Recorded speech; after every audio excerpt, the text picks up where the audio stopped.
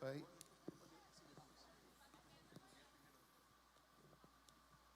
Eu não enxergo ninguém mesmo, então tá bom.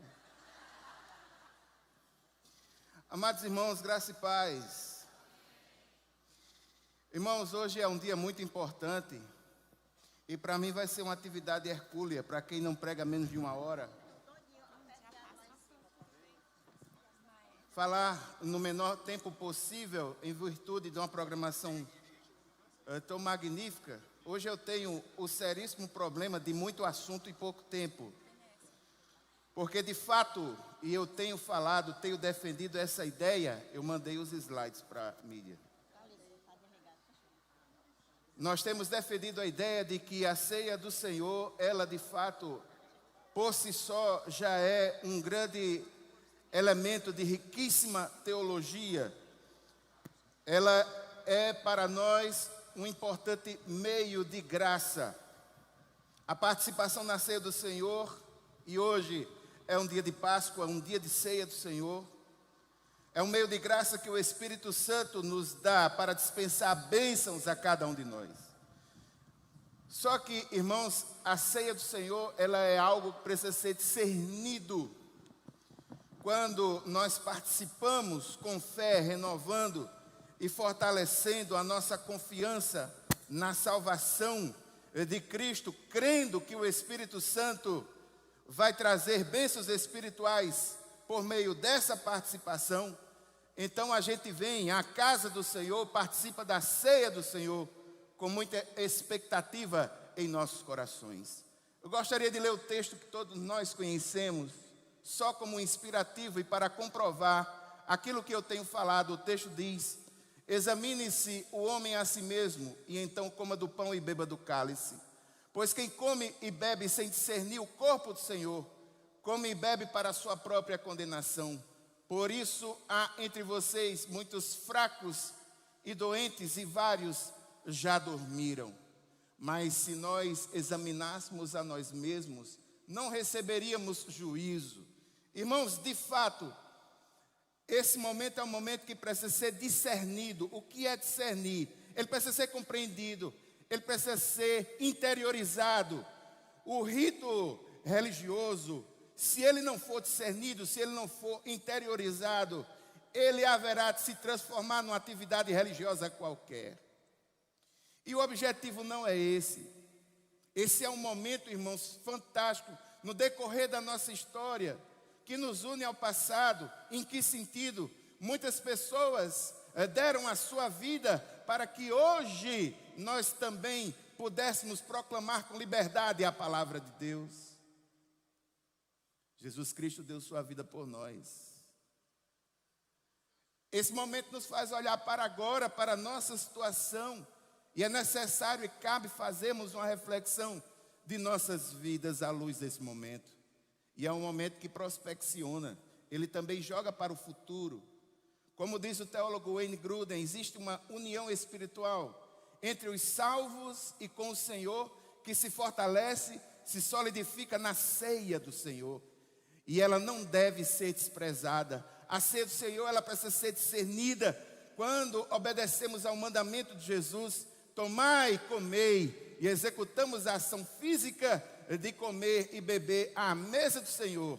Essa ação física retrata uma correspondente nutrição espiritual, nutrição da nossa alma, que ocorre quando participamos com obediência e fé. E nós falamos aqui, irmãos, durante vários domingos, em momentos específicos desse rito. Nós falamos, por exemplo, no primeiro momento, no livro de Êxodo, no capítulo 12, ali nós temos a gênese desse momento. O contexto é o grande livramento que o Senhor dá ao seu povo no Egito.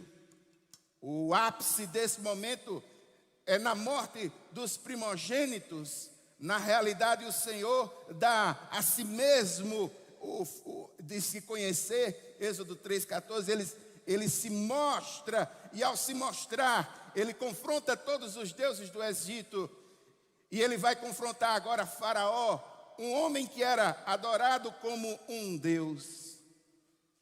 E nós sabemos que na noite que antecede o grande livramento. Os primogênitos que estavam nas casas que não havia sido marcada pelo sangue do Cordeiro, estes sofreram punição. Mas aqueles cuja casa estava marcada nos umbrais pelo sangue do Cordeiro, o anjo da morte passou e aquele povo foi liberto. Essa é a gênese desse momento. As marcas desse momento estão no Cordeiro, no sangue que liberta os umbrais. A refeição de Páscoa, uma espécie de refeição geracional e generacional, onde gerações haveriam de conhecer o grande livramento que o Senhor tinha dado a esse povo. Uma celebração de esperança, uma celebração de expectativa, uma celebração de vitória, uma celebração familiar. Gerações antigas falando às gerações mais novas, os elementos, todos eles tinham significado. O pão, as ervas amargas, porque o povo tinha passado um momento amargo no Egito. O cordeiro, esse cordeiro tinha que ser perfeito, ele não poderia ser quebrado. O sangue que foi aspergido nos umbrais é uma celebração apologética, a base da nossa fé. É uma celebração profunda, é uma celebração solene, envolve adoração, envolve obediência. Logo em seguida nós vimos que essa celebração, ela ganha estabilidade. O Senhor já havia determinado que ela deveria ser contínua, ela deveria ser perene, mas agora ela toma ares de institucionalização e ela é ampliada. Ela é ampliada por quê? Porque logo após a celebração da Páscoa, no contexto judaico, foi instituída a festa dos pães asmos, que era a festa dos pães sem fermento. E nesse momento, e essa instituição agora ampliada, agora reverberada, nos faz pensar que esse momento precisa ser algo constante, lembrado com frequência, lembrado com constância, reverberada. Você tinha a Páscoa e tinha a festa dos pães asmos, a santificação. Aquilo deveria ser reverberado e as marcas continuam sendo as mesmas. O cordeiro, o sangue, os pães asmos, apontando a uma vida de santificação e a presença de um sacerdote que media toda essa estrutura. Nós vimos também um terceiro momento, quando nós falamos que em um dado momento do decorrer da história do povo de Deus, esse rito havia sido suspenso e ele retorna novamente após o exílio. Eu chamei esse momento de o retorno da celebração, ou celebração ressuscitada, o retorno efetivo da celebração no meio do povo, após um período de grande dificuldade e de abandono. No livro de Esdras, no capítulo 6, dos versículos 19 até 22, o contexto é a volta da celebração depois do exílio. Nós vimos a atividade da reconstrução do templo, a reconstrução moral do povo, a celebração da restauração, com um chamado à santificação. Esse povo deveria se santificar, os levitas deveriam se santificar, o sacerdote deveria se santificar, e essa celebração deveria ser executada com muita alegria e com muita força. Em um quarto momento, nós falamos da ressignificação que Jesus fez de tudo até aquele contexto, e todos nós sabemos disso. Remete a essa semana, na noite em que Jesus foi traído, ele tomou o pão. Só que a partir daquele momento que ele faz isso, tudo aquilo da antiga aliança, ele ressignifica nele. Jesus, o Logos de Deus, a palavra viva, cheio de graça e verdade, o Cordeiro, o pão da vida, ele, o sangue dele é o sangue da nova aliança. Ele faz a ressignificação de tudo aquilo que havia sido construído até aquele momento. Ele faz nele, mostrando a sua posição como o Cordeiro de Deus que tira o pecado do mundo. A ceia de Páscoa ressignificada por Jesus, uma ação de uma maravilhosa beleza simbólica com real testemunho dos sentidos. Deus comunicando vida espiritual e fortalecendo a cada um dos seus. É uma celebração de alegria, de força. Foi uma celebração de força para os discípulos, porque ela ocorre na semana da crucificação. Aquilo que Jesus entendia como a glorificação do seu ministério. Os discípulos estavam nervosos, tristes, porque sabiam que Jesus haveria de morrer. Jesus já tinha dito isso. Mas ele, naquele momento, de forma experiencial, fala que, como semente, ele deveria morrer e aquilo haveria de frutificar de forma muito maior e muito mais ampla. Irmãos, a cada celebração de ceia, e hoje ceia e Páscoa, nós somos instigados a nos lembrar da nossa salvação em Cristo Jesus. Desde o anúncio do nascimento de Jesus até a efetivação da sua morte. Surpreendente e impactante a dinâmica psicológica e espiritual deste maravilhoso momento. Jesus ensinando aos 12, e isso vai ser reverberado para a igreja primitiva. Até hoje, nós somos impactados quando ouvimos: tomai e comei, isto é, o meu corpo. É o Deus eterno que encarnou, é o Deus encarnado na intimidade visceral com os seus discípulos. É promessa cumprida, é profecia consolidada, é aliança, é nova aliança, é esperança, é fé, é amor, é a concretude da salvação, é Deus conosco sempre, é a ceia do Senhor. E nós falamos em um domingo mais recente sobre a refeição ágape da igreja primitiva, um outro contexto desse rito.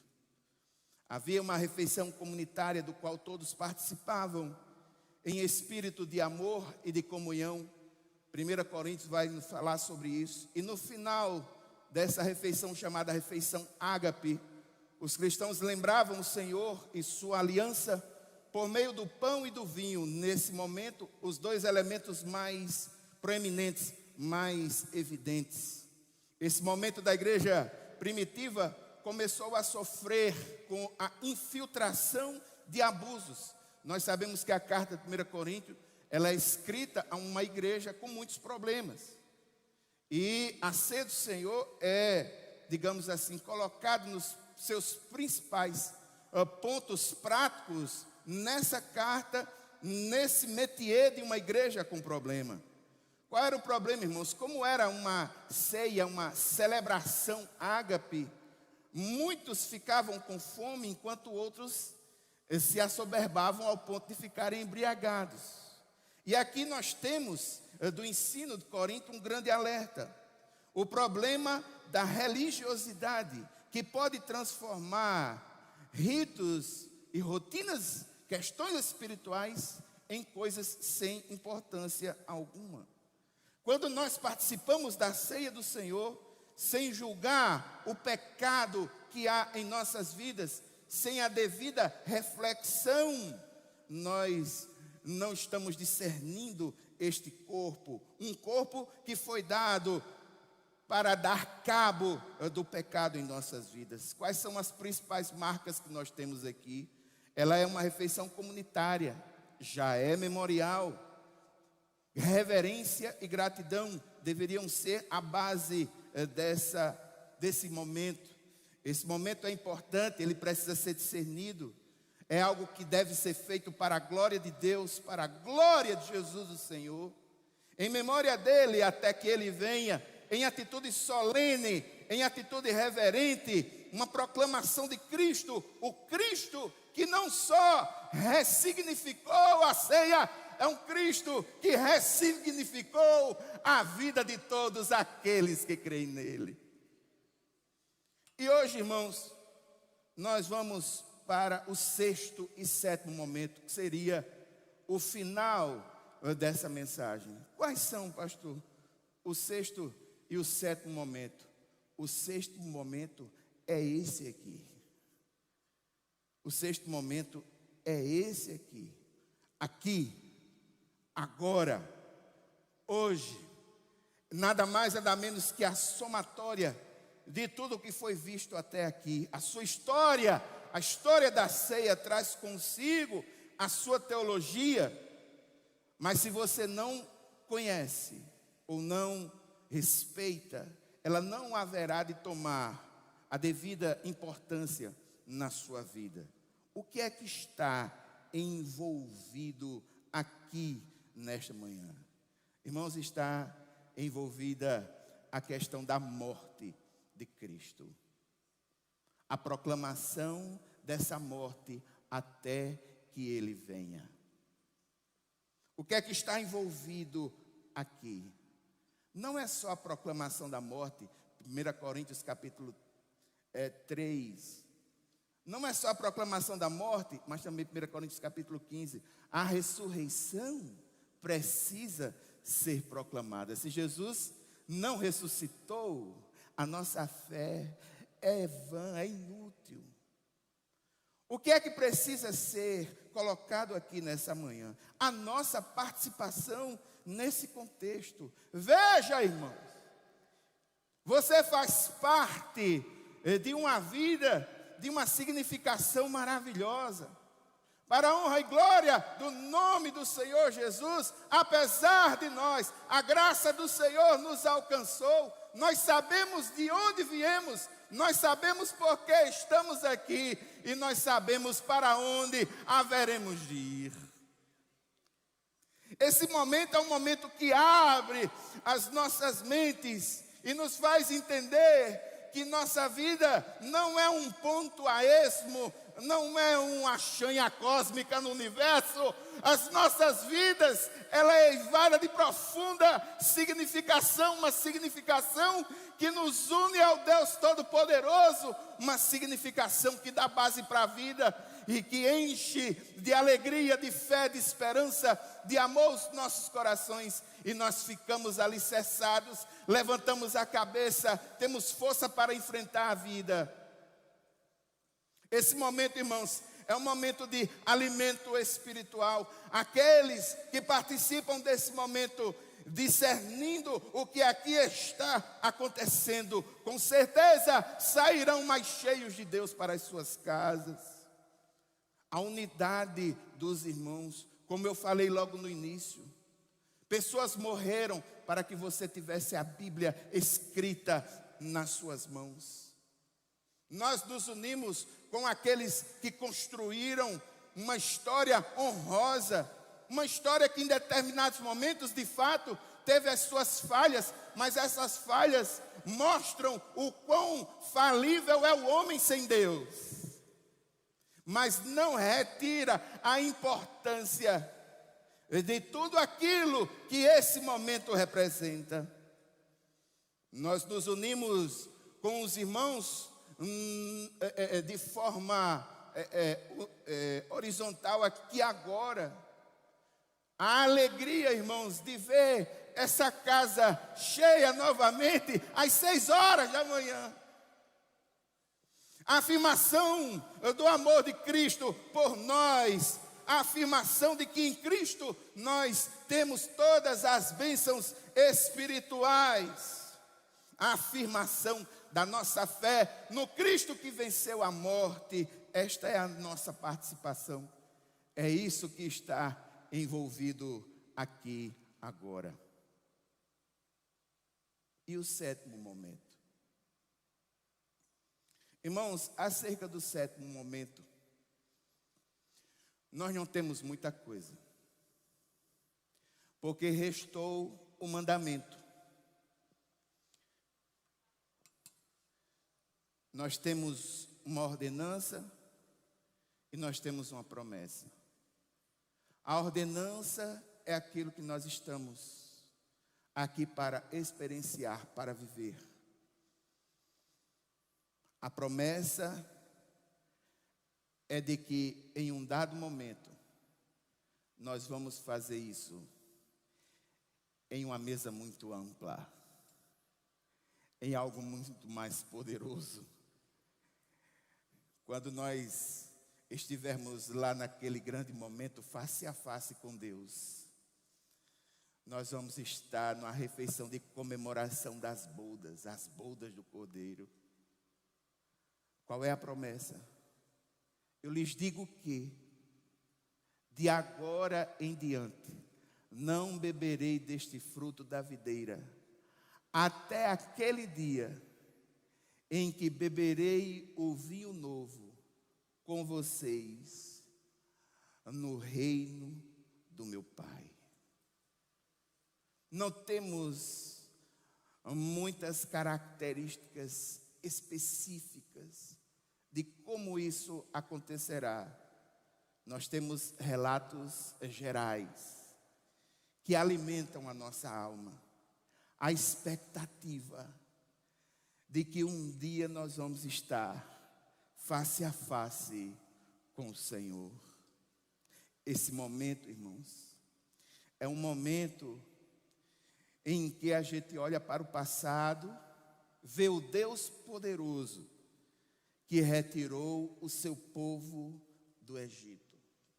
É um momento em que nós vemos o presente, o Deus amoroso que livra o seu povo da condenação eterna e o coloca em seu reino. Mas ele aponta para o futuro, um Deus justo que colocará os ímpios em condenação eterna, mas aqueles justificados, remidos no sangue do Cordeiro, estarão face a face com ele, lado a lado uns dos outros, numa grande celebração que todo mês a gente ensaia. Todo mês a gente ensaia.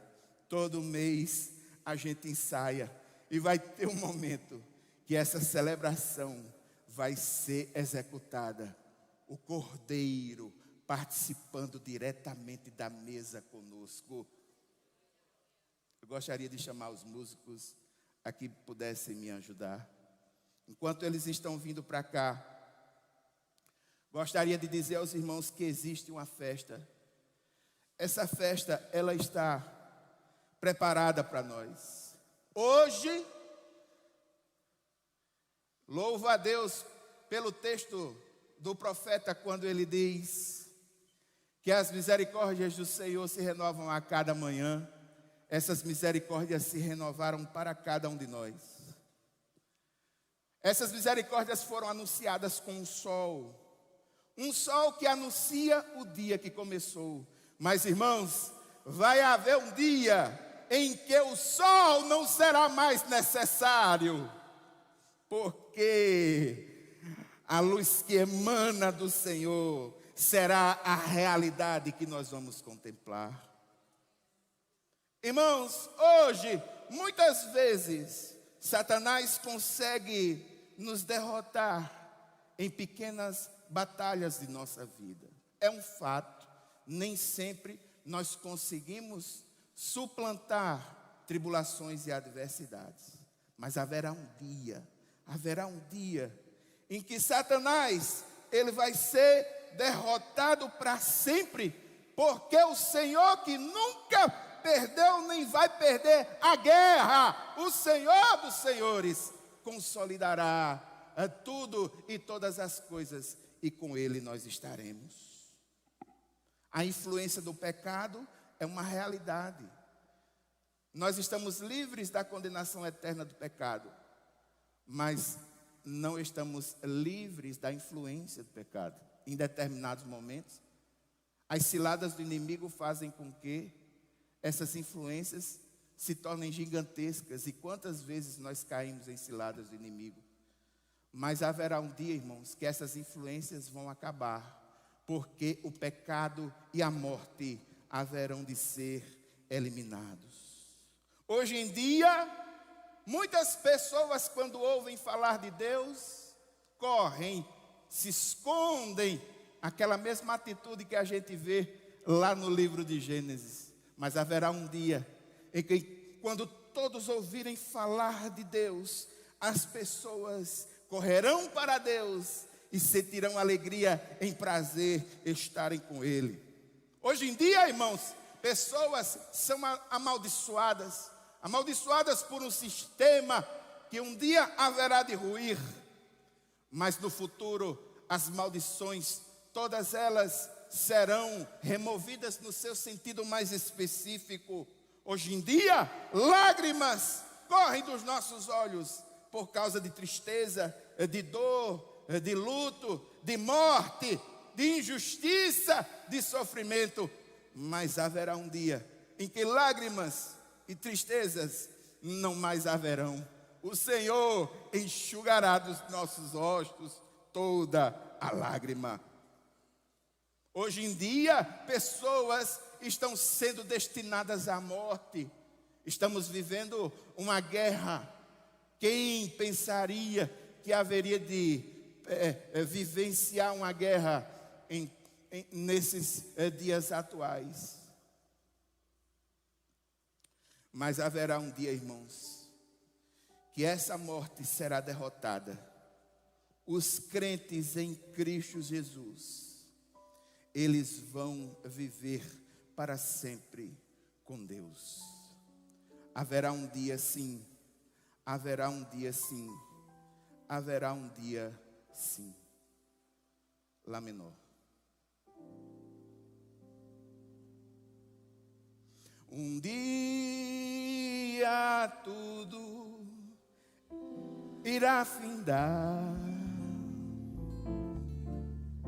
Um dia Jesus, Ele voltará. Um dia sim, e bastará. Um dia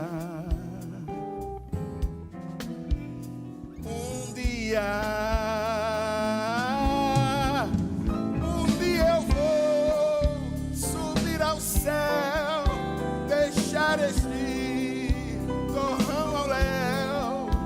Não quero saber de ficar. Um dia eu voarei, de asas não precisarei, foguete ou disco voador. Apenas eu atenderei ao vinde do Senhor. E há uma força, a força que atrai a mim. É forte, não vacilarei. Ouvindo eu Jesus chamar, responderei. Estou, Senhor, a te louvar. Vamos ficar em pé, irmãos. Eu partirei ao doce eterno lar, a casa do meu rei. A gravidade eu vencerei, de face a face eu verei a Jeová.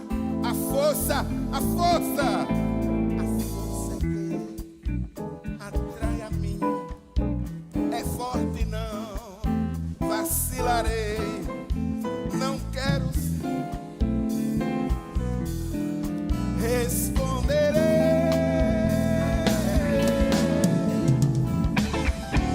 Aleluia, glória a Deus. Louvado seja o nome santo do Senhor. Ao doce eterno lar, casa do meu rei.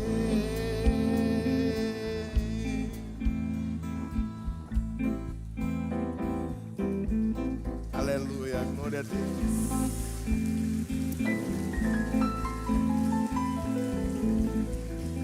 A gravidade eu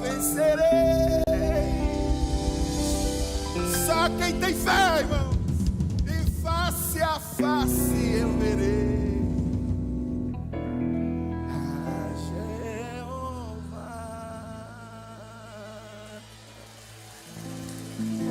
Aleluia.